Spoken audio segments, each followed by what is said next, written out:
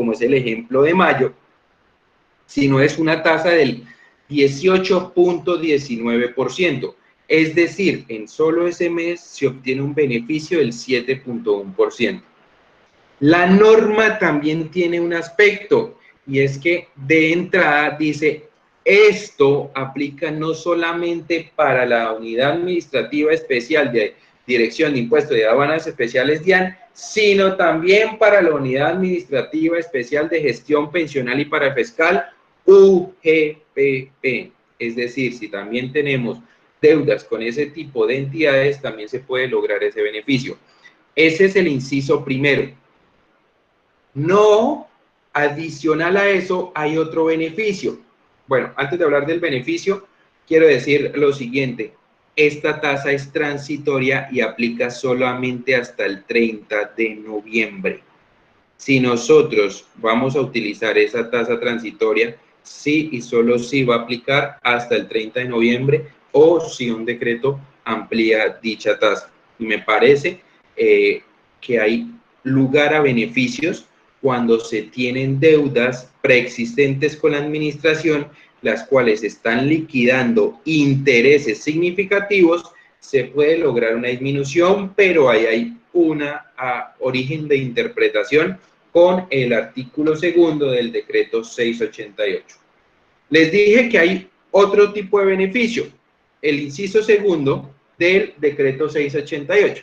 Y el inciso segundo del 688 dice, ojo, a los contribuyentes especialmente afectados por la emergencia sanitaria, de los cuales se refiere el artículo tal del decreto 1625, señala a los contribuyentes, ya sean grandes contribuyentes o a las personas jurídicas contribuyentes del impuesto sobre la renta, que se vean afectados especialmente, pero no regula ni establece cómo yo puedo determinar si yo soy especialmente afectado.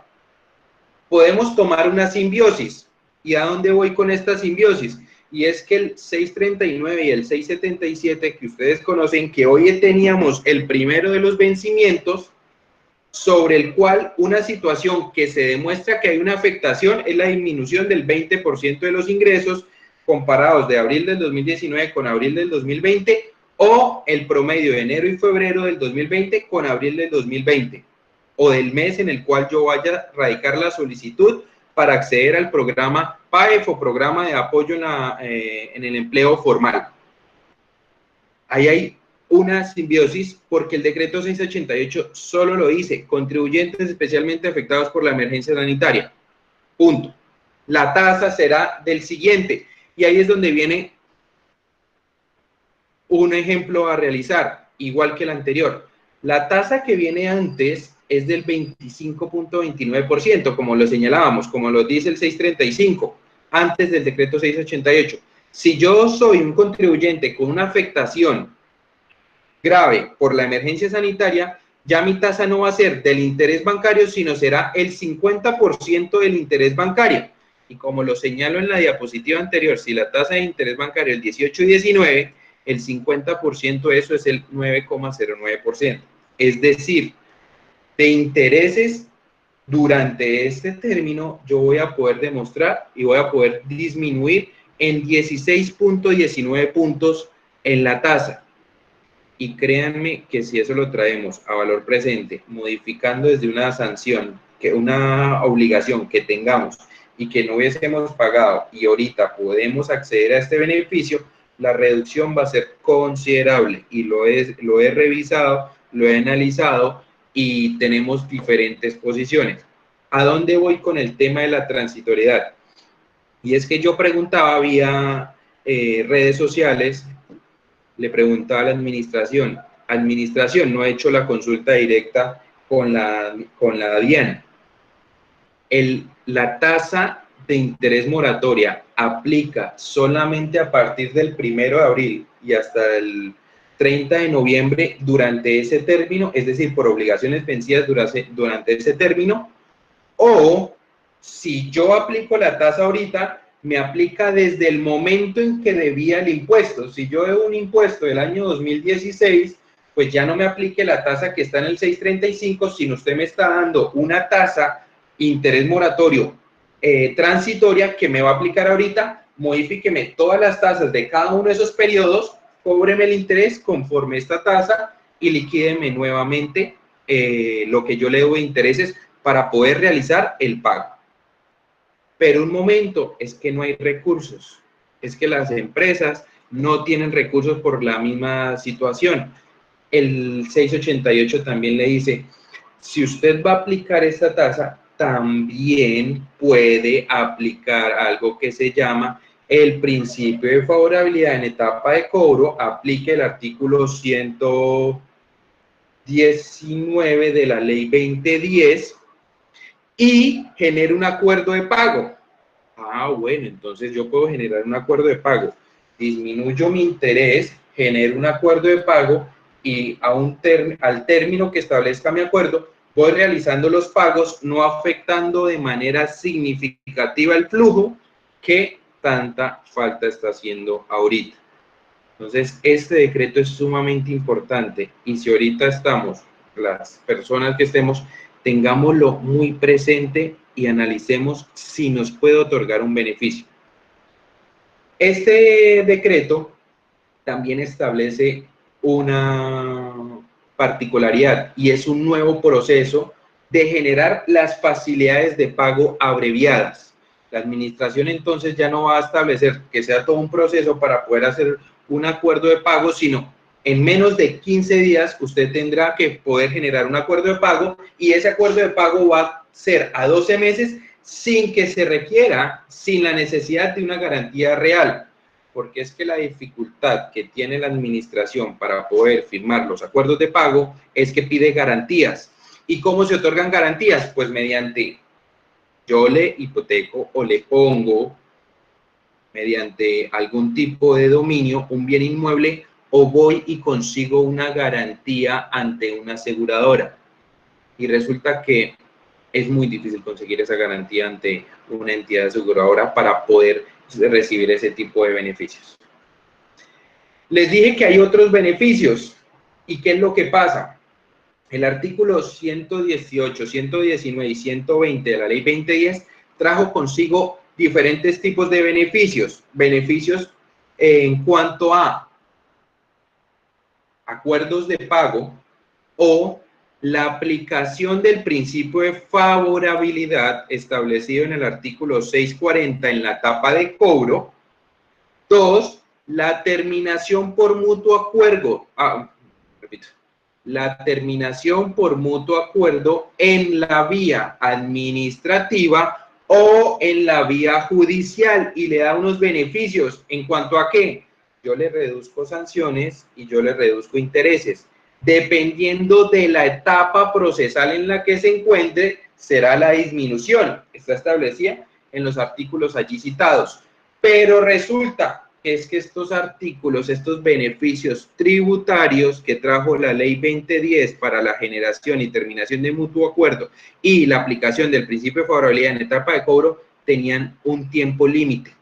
Y el tiempo límite era el 30 de junio del año 2020. Si nosotros íbamos a suscribir acuerdos o íbamos a generar una terminación por mutuo acuerdo, independientemente de la etapa, y estábamos posterior al 30 de junio, no había beneficio que nos pudiésemos generar.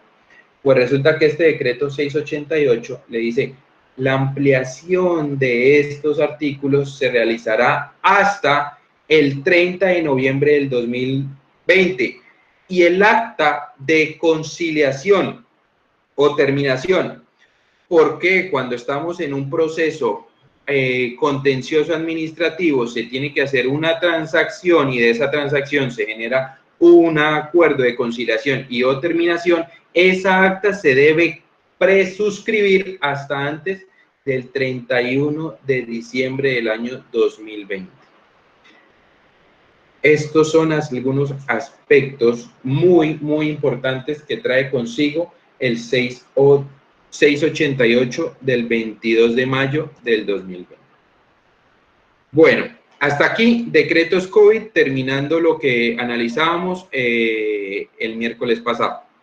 Vamos a la segunda parte de la conferencia, que, como les digo, va a tocar correr con respecto al impuesto de rentas personas jurídicas y hacerlo de forma muy ágil y específica, aspectos que yo considero importantes para poder comentar sobre el particular y tener en cuenta en su elaboración. Lo primero, hay que tener en cuenta que para las entidades, para las personas jurídicas, como lo establece el Decreto Único Reglamentario 1625, hay unas obligaciones cuando se tienen ingresos iguales o superiores a 30.000 VTs, deben presentar un formato anexo a la declaración de renta que se llama el formato de conciliación fiscal, NIF, como lo queramos llamar, yo le llamo formato de conciliación fiscal, como lo dice la administración, o 2516. Y es de obligatorio cumplimiento y entrega por parte de los contribuyentes que tengan, que cumplan con ese requisito. Pero para los que no tengan ese nivel de ingresos, no es que no sea un requisito, lo tienen que tener, solamente que no lo presentan, porque ante una fiscalización por parte de la administración y que lo solicite y no se le entregue, ¿esto qué va a generar? Pues va a generar una irregularidad en la contabilidad, lo cual es un hecho sancionable en el Estatuto Tributario como sanciones por irregularidades en la contabilidad. Eso, un aspecto. Debemos tener presentes que nuestra valoración de activos debe ser conforme lo que nos dice el estatuto y no puede ser conforme la valoración NIF, y tenemos que establecer las diferencias temporales y temporarias que de ellos deriven el impuesto diferido, que tiene una noción contable más no fiscal, que puede ser que se reverta en el futuro y me disminuya o aumente el impuesto que determiné en un periodo u otro. Con respecto a los aspectos importantes que trajo la ley 2010, uno, hay unos aspectos que debemos tener en cuenta, como lo son las deducciones que trae el artículo 115, y quiero ser muy enfático en el manejo que se le da al artículo 115 con respecto a los impuestos deducibles. Ojo, la ley 1943 modificó el artículo 115 y dijo, a partir de la promulgación de esta ley, todos los impuestos serán deducibles siempre y cuando tengan relación de causalidad con el ingreso. Es por ello que ya no tenemos que tomar una conciliación fiscal a aquellos impuestos como tales, el impuesto al alumbrado público, que en muchas ocasiones lo tomamos como no deducible, pero tiene un carácter de deducibilidad directo con respecto al 107. El ICA. El ICA, hay diferentes análisis y diferentes situaciones que se generan. Debemos tener presentes que el ICA genera un descuento tributario. ¿De cuánto? Del 50% de lo pagado en el periodo, efectivamente pagado en el periodo gravable. Y este descuento es del 50%, el otro 50% será gasto contable, pero que no tiene gasto, no tiene deducibilidad, será no deducible en el respectivo año. Sí, el ICA pagado en el respectivo año. Si ese ICA que yo pagué en el año 2019, cuando yo elaboré la declaración de renta del 2018, ya lo tomé como deducción, yo no puedo volverlo a tomar como descuento. Es decir, yo antes de la presentación de la declaración del 18, que presenté en el 19, había pagado ya ese ICA y me lo tomé como gasto en ese periodo, yo no lo puedo volver a tomar ese ICA pagado como un descuento tributario. Puede generar una diferencia en la periodicidad. ¿Y qué es lo que pasa? El ICA nos da mejor beneficio, un 50% sobre el impuesto, que una deducción que viene siendo una afectación del 33%. Para los ICAs, debemos tener presentes que durante el año 2020-21 será el 50%, a partir del 2022 será el 100%. Les dije que los impuestos todos serán deducibles siempre y cuando tengan relación de causalidad, que hay impuestos no deducibles, como cuáles: el nuevo impuesto a la normalización tributaria, el impuesto nuevo del impuesto al patrimonio.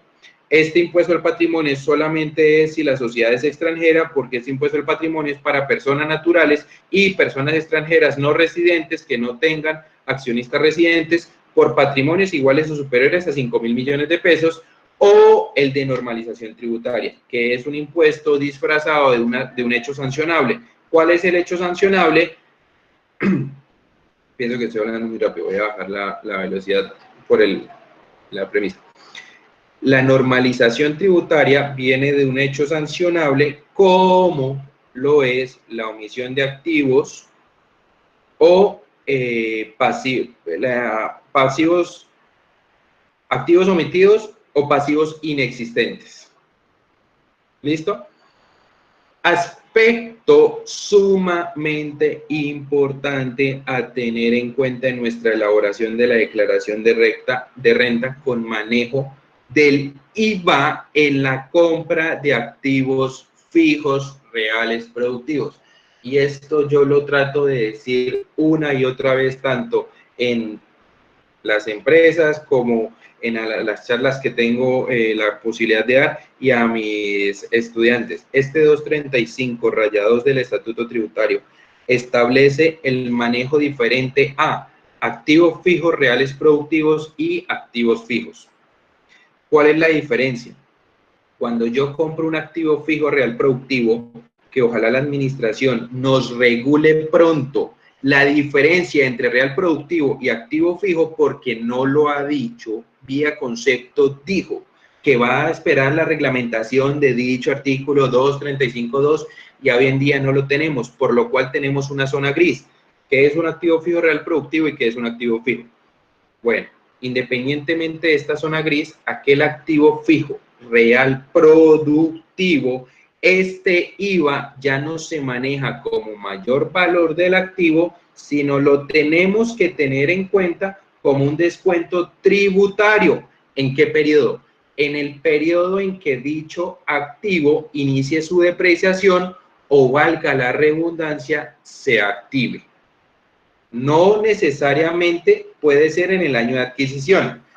¿Por qué? Porque pueden surgir los siguientes ejemplos. Yo importé una maquinaria, pero es que resulta que esa maquinaria la importé en noviembre, pero yo para poderla iniciar sus actividades, yo tuve que traer ingenieros para que me la adecuaran y empezar a generar los bienes o productos que yo quiero de esa máquina. Si esa máquina se activa en febrero e inicia ya su producción, el descuento no será en noviembre del año 1, sino será a partir de febrero del año 2. Esto lo dice el 235 rayado. Pero entonces surge una pregunta, ¿y cuál es el manejo de los activos fijos normales?